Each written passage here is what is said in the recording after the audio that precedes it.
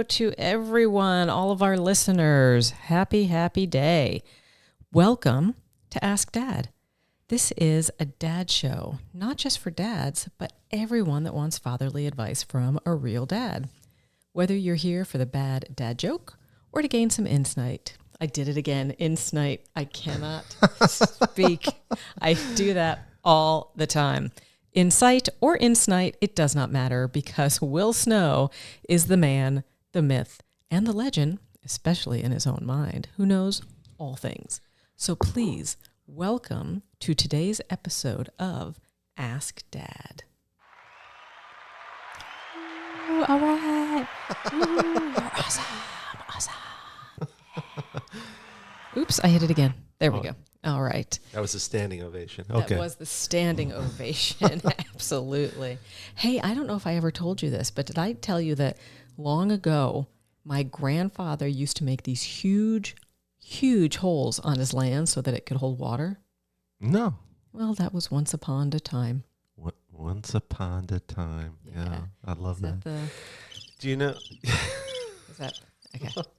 All right. So how are you doing today, Will Snow? Well, I got a joke. Oh, go on. Do I get to tell a joke? Sure. You are, after all, the dad. That's true. I'm no faux pas.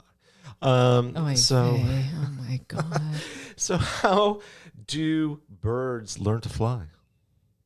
I don't know, Will Snow. How do birds learn to fly? Well, they wing it. Of course they do. Oh my God, here. The crickets are louder for you. Yes, they are.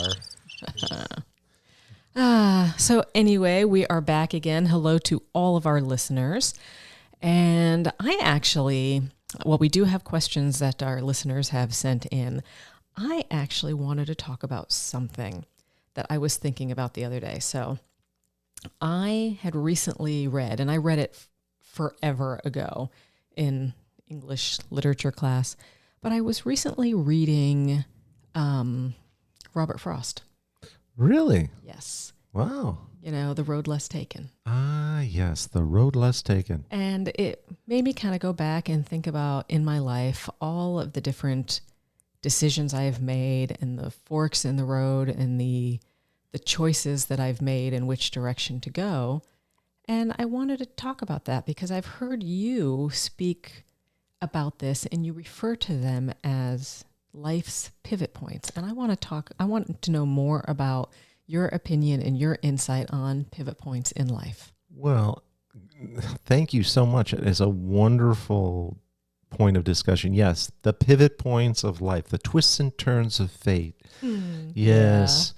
Yeah. These little wonders. So pivot points. Okay, so the concept of a pivot point is this. You're walking through your life one day and, everything's kind of happy and kind of in its neutral buoyancy state and whatever that might be for you.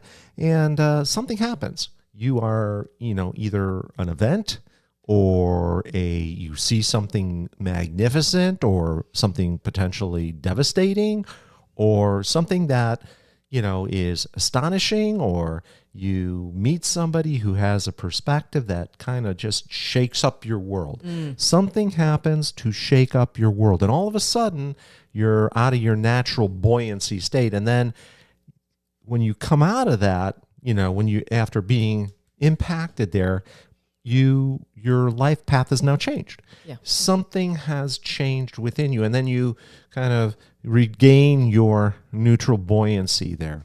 But you had to do something to get back to that buoyant stage. And so then you're moved, but the path is now just slightly different. So then you're walking along this slightly different path, and again, boom, something happens. And it throws you for a loop, and it takes you out of that zone, that comfort zone, and then again you change some. You have to adjust course to get to some new pathway, and this happens over and over and over in life. And I've got a great example. Like, for example. Sure. You're out there on the street playing with your friends and tossing the ball around and goofing around like kids do, and somebody's driving down the street with a motorcycle, and he revs his engine because he wants to impress all the kids, and Sure. gets that big.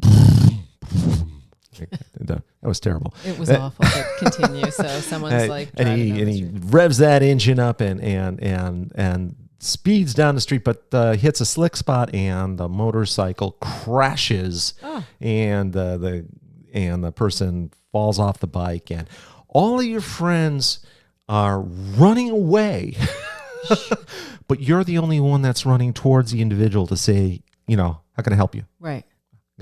And then run in and get your mom and whatever. Yeah. And that's something that actually happened to me. Oh my God. I know, right? So and that created what type of pivot point would you say that created for you? I'm intrigued. Well, the thing is, as I was running to help this individual, and I was scared too. I mean, hell, it was, there's blood everywhere, Oh and my it was God. just, and it was just terrifying for a little while. Sure. But this person needed help, and I ran over, and everybody else was running away. I'm like, why are all my friends running away? Right. And after everything was all said and done, I asked myself, I really thought about it. And I was like, why did I put myself in a situation where maybe I shouldn't have done that? Maybe was I wrong for not running away? And so that kind of thought process goes through your brain, and what I came to find out through that experience was that when someone really needs help, I'm probably going to be the person that stands up and makes something happen. Okay. That is just kind of intrinsic to my nature. And in fact, it's a really interesting exercise. If you take a look at these maybe 6 or 7 pivot points, major ones in your life as you've gone through your life, when you start thinking about the characteristics or the values that you have that kind of bring you to that new path, you can really start teasing out, the thing that is most intrinsically important to you. Okay. And when you understand what is most intrinsically important to you, it's like a lens. It really is. You can look backwards through the decision of that thing that is most intrinsically important to you, and you can really start to understand why things worked out in certain situations or why they did not. Relationships, jobs, classes, whatever, in life, interactions that you think, well, this was actually set up beautifully. This should have been a tremendous success, and it wasn't. Or something that was really seemingly trivial that turned into something astonishing. Because when something resonates with the thing that is most intrinsically important to you, you cannot help but succeed. And when something is in opposition to that thing that is most intrinsically important to you, you cannot succeed, regardless of how well it is set up. You will not succeed if it is in opposition to that thing that is most intrinsically important to you. So it's really important to know this. And then actually you can use that lens, and you can look forward through that lens now, and you can say, well, what is it that I want to do? Where do I want to go? Who do I want to be in this iteration of the soul's journey? Where do I want to go? How do I want to interact with this world? And I think it's a really useful exercise. And it really, interestingly, can be done at any time. Okay. In anyone's life. You could do it now. You could have done it when I was a kid. I probably would have been better if I had done it when I was a kid and paid more attention to it. Because as it turns out, I have found in my life that those things where I am trying to elevate others, help them to be successful, to achieve, to just be more joyful in their own lives.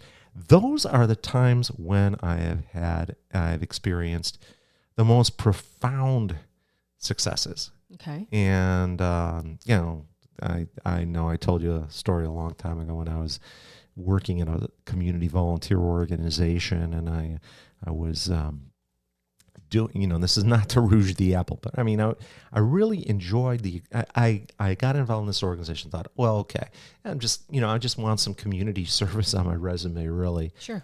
To round it out a little bit because I was going to be looking for jobs, and that's not too unusual. But I got involved in this one organization, and honestly, I never thought I would be worth any. I mean, I was like, wow, this is kind of a crazy thing. But I was actually directing a group of volunteers to do GED equivalency exam, studying preparation, and adult literacy programs in state prisons. Phenomenal. Well, I mean, but it was really, initially I was like, well, why am I doing this? Everybody, why am I pushing towards something that everybody else doesn't really seem to care too much about? But I just thought, well, look, people are going to be inmates in prison, are going to serve a certain number of years in prison, then they're going to leave. And if you don't know how to read and write, and you don't have a high school degree, what are your odds of success of getting a job? Right. And, for whatever reasons, these individuals didn't have that. And it was something that I felt we could provide. And there were a lot, I was very fortunate that there were a lot of students there that resonated with that message and were interested in trying to make a difference. And we did. I think we did. I think we made a tremendous difference. And that, to me, again, that was, of all the organizational leadership things that I've done in the past and all of the professional successes I've had, when I look to that particular experience, I feel that was one of the better, more successful, more fulfilling things that I've ever done. And that was, of course, before Ask Dad, which is tremendously fulfilling as well. Yes, absolutely. Because, we love our listeners. And again, thank you for tuning in. And, we do look at all our emails, and we, are absolutely happy to have you subscribe and hear from you. But yeah, I mean, this is what it's all about. And this is why this is such a, just a phenomenally fun activity for me, because that's what it's about. That's the thing that is most intrinsically important to me, is to help elevate human beings and help them find their own superpowers. I love that. So, Will Snow, what is your superpower? My superpower is to help people find those things in them that they, basically make them special. Right, to help them love themselves. Okay. And see the good that they're, really bringing to the world, the amazing things that they're bringing. And sometimes it's hard for people to see how really tremendous they are. And so I feel like that is my superpower. You definitely are superhuman in my eyes. Oh, thank you. So back to the pivot points for a moment. So one of the things that you said was, it could be something that just seems absolutely devastating. Mm-hmm. However, that's still technically a pivot point. So whether it is a positive pivot point or something that's devastating, how would you suggest or that people, our listeners and anyone, would be able to learn from that when they had a certain expectation of something and then complete opposite did not happen or wasn't going to happen? How would you recommend taking something like that and turning it into a growth opportunity, a learning lesson, something to take and use for the better? Does that make sense? No, it does. It's it's a fabulous question. It really is. Because, it's easy to look at something that's really been beautiful and positive and say, yes, I learned something from that. But when something is really devastating and cruel and horrible, you can learn from that as well. And I think what I was talking about was the fact that you have to exert some sort of force to get you back to, neutral buoyancy there. Sure, yeah. And it's those things that you do to get yourself back into the groove, it's a new path, but you're trying to find that, that buoyancy, that what I'm saying, you're basically, you got to float, right? So you're using some force to pull yourself back up, and whatever that force that you used, whatever that thought you used to make yourself feel better in that moment, that's something you can rely on, something you did, maybe something that another experience that you had to that made that situation feel better to you. That's usually a good roadmap to how to find that those things that are intrinsically important to you, that help you to become the fullest manifestation of yourself, right? So that's what I'm talking about. So I don't know if that made any sense. It did. It absolutely did. And if somebody feels that they're not able to get out of it themselves, then, always, how do you find that motivation? Friends, family, therapists, all of the above? All of the above. But you can always ask Dad, because I will Dad. definitely give you some advice. But it is important to reach beyond oneself to try to sometimes to get a different perspective. And I think because sometimes trying to solve these problems, these negative impacts on your own without any kind of input is just very, very challenging. And it can be art, it can be music, it can be theater, it can be, any form of self-expression. You might find your, creating something, writing it down. Well, one of the things, we'll talk about this in another episode, but is how to get that creative juice flowing, because a lot of times your inner instincts, that's what I'm kind of referring to when I'm saying that force brings you to that neutral buoyancy. When when your instincts are really going to give you that guidance, and you got to kind of open yourself up to listen to that, and that will generally give you the emotion that you need to regain your balance. I love that. Regain your balance. I think I'm going to name this episode maybe Regain Your Balance, or Life's Pivot Points, or Pivot Points. Yeah, that's a good one. Absolutely. So do we have any questions? We actually do. We have several questions. My goodness, we have so many questions. Let's see. I think we're out of time today. I think we need to do the question next time. Oh, really? I think so. Oh, no. Well, I'm sorry, listeners. We'll get you your questions next time. I promise. Our next episode will be all questions. All the questions. Absolutely. And I appreciate you. And again, please feel free, give us your questions, send us your emails. Absolutely, feel free to have a just reach out, subscribe if you want.